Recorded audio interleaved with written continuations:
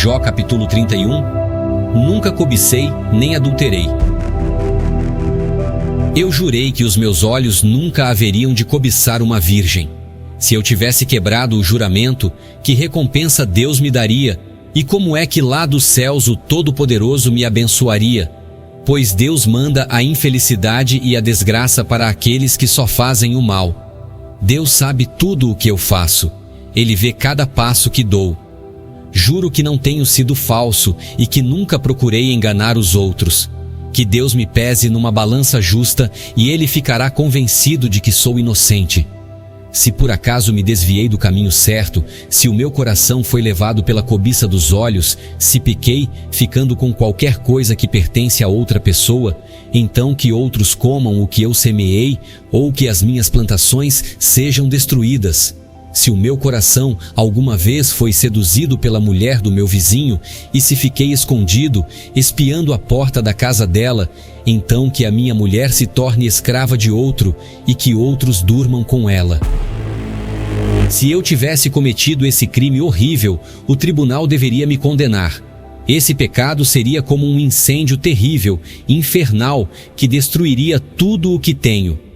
Quando um empregado ou empregada reclamava contra mim, eu resolvia o assunto com justiça. Se eu não tivesse agido assim, que faria quando Deus me julgasse? Que responderia quando Ele pedisse conta dos meus atos? Pois o mesmo Deus que me criou, criou também os meus empregados. Ele deu a vida tanto a mim como a eles. Nunca deixei de ajudar os pobres, nem permiti que as viúvas chorassem de desespero. Nunca tomei sozinho as minhas refeições, mas sempre reparti a minha comida com os órfãos. Eu os tratava como se fosse pai deles e sempre protegia as viúvas.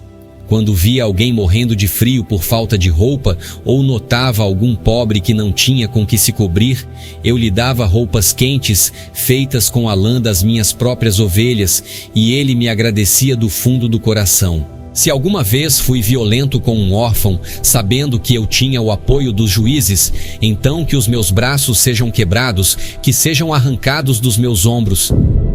Eu nunca faria nenhuma dessas coisas, pois tenho pavor do castigo de Deus e não poderia enfrentar a sua presença gloriosa. Jamais confiei no ouro, ele nunca foi a base da minha segurança. Nunca me orgulhei de ter muitas riquezas, nem de ganhar muito dinheiro. Tenho visto o sol brilhar e a lua caminhar em toda a sua beleza, porém nunca os adorei, nem em segredo, e não lhes atirei beijos com a mão. Se tivesse cometido esse terrível pecado, eu teria sido infiel a Deus, que está lá em cima, e o tribunal deveria me condenar. Jamais me alegrei com o sofrimento dos meus inimigos, nem fiquei contente se lhes acontecia alguma desgraça. E nunca fiz uma oração pedindo a Deus que matasse algum deles. Os empregados que trabalham para mim sabem que os meus convidados comem à vontade, do bom e do melhor. Nunca deixei um estrangeiro dormir na rua. Os viajantes sempre se hospedaram na minha casa. Jamais procurei encobrir as minhas faltas, como fazem algumas pessoas, nem escondi no coração os meus pecados. Nunca tive medo daquilo que os outros poderiam dizer. Não fiquei dentro de casa, calado, com receio de que zombassem de mim. Como gostaria que alguém me ouvisse. Aqui eu termino e assino a minha defesa. Que o Todo-Poderoso me responda. Que o meu adversário escreva a acusação.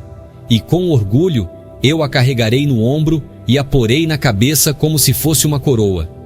Darei conta a Deus de todos os meus atos e na presença dele ficarei de cabeça erguida. As minhas terras nunca choraram, nem gritaram ao céu contra mim. Pois, se comi os seus frutos, sempre paguei os trabalhadores como devia e jamais deixei que morressem de fome.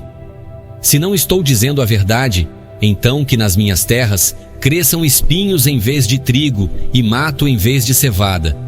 Aqui terminam as palavras de Jó.